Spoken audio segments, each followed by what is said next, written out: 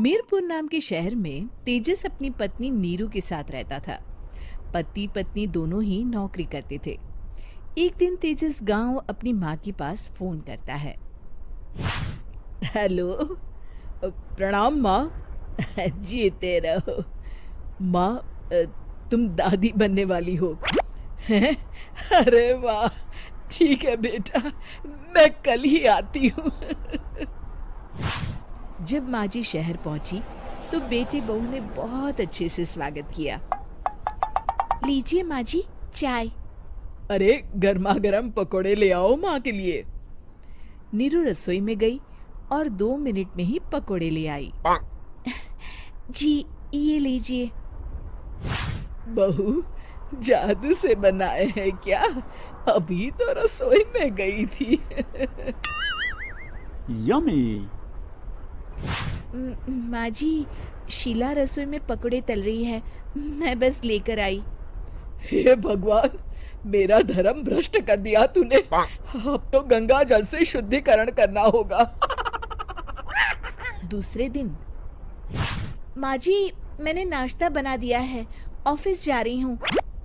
पर अभी तो घर का सारा काम पड़ा है। शीला आती ही होगी, झाड़ू पोछा बर्तन कपड़े वो सब कर लेगी। हमारे जमाने में घर का सारा काम हम ही करते थे। जी माँ जी, आप बहुत होशियार हैं, मैं घर ऑफिस दोनों नहीं संभाल पाती। तो जरूरत क्या है घर से बाहर जाकर चाकरी करने की? वैसे भी घर का काम खुद करने से घर में बरकत आती है, समझी? पर माँ जी। पर वर कुछ नहीं, इस महीने की पगार मिले फिर ऑफिस बंद। हाँ। रात को नीरू तेजस से कहती है, सुनिए जी, माँ जी बोल रही थी कि मैं नौकरी छोड़ दूं। वैसे ठीक ही तो है, अभी तुम्हें आराम की जरूरत है। फिर भी आराम कहाँ, शीला को छुड़ाने के लिए बोल रही थी। तो अब 24 घंटे में इतना काम तो कर ही सकती हो। पर जॉब पसंद है मुझे, घर पर मन नहीं लगेगा। अगले दिन जब दोनों ऑफिस के लिए निकल रहे थे, मेरी तो कोई कीमत ही नहीं है इस घर में। माँ जी, आजकल महंगाई बहुत है, रहन सहन भी बदल गया है, दोनों नौकरी करते हैं तभी ठीक रहता है। अच्छा, तू कहना क्या चाहती है? मेरा बेटा तुझे बिठा के खिला नहीं सकता? तू ही इस घर का खर्च चला रही है, हैं? नहीं माँ जी, मेरा वो मतलब नहीं था। मतलब खूब समझती हूँ, ये बाल धूप में सफेद नहीं किए मैंने। हाँ। अब तो ये रोज का काम हो गया था। तेजस भी रोज की झिकझिक से परेशान हो गया था। एक दिन उसने कहा, नीरू, वैसे भी तुम्हें मैटरनिटी लीव मिलने वाली है, तो अभी से ही छुट्टी ले लो। पर क्या, मेरी सैलरी अच्छी खासी है। आखिर नीरू ने रिजाइन कर दिया। जब बच्चा हुआ तो घर में सब बहुत खुश हुए। कुछ दिनों बाद तेजस फाइल देख रहा था। क्या हुआ तेजस, कुछ परेशान लग रहे हो?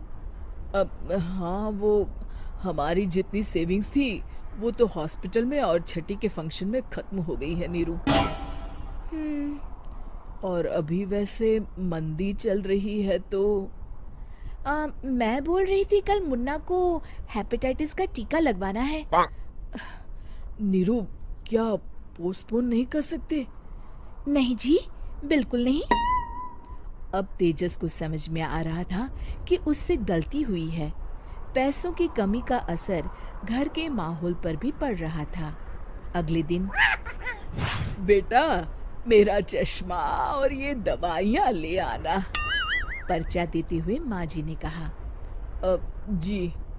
तेजस, मुन्ना के लिए दूध का डिब्बा और डायपर भी ले आना, और ये किराने के सामान की लिस्ट है, इसे भी लाना है। तेजस गुस्से में लिस्ट मरोड़कर फेंकता है और चिल्लाता है, पैसे क्या पेड़ पर उगते हैं? ये ले आना, वो ले आना। अरे पर ये जरूरत का सामान ही है।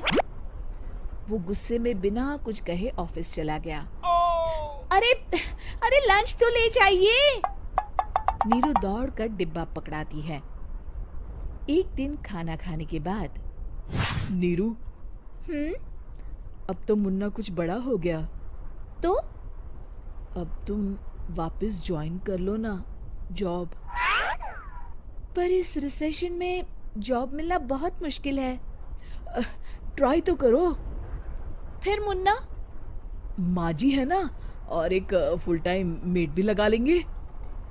पर माँ जी, उन्हें तो पसंद नहीं।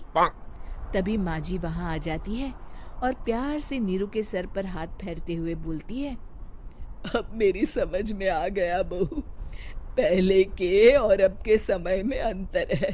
तुम काम शुरू करो, मुन्ना की जिम्मेदारी मेरी। मेरी प्यारी माँ जी, ये कहकर नीरू उनके गले लग गई।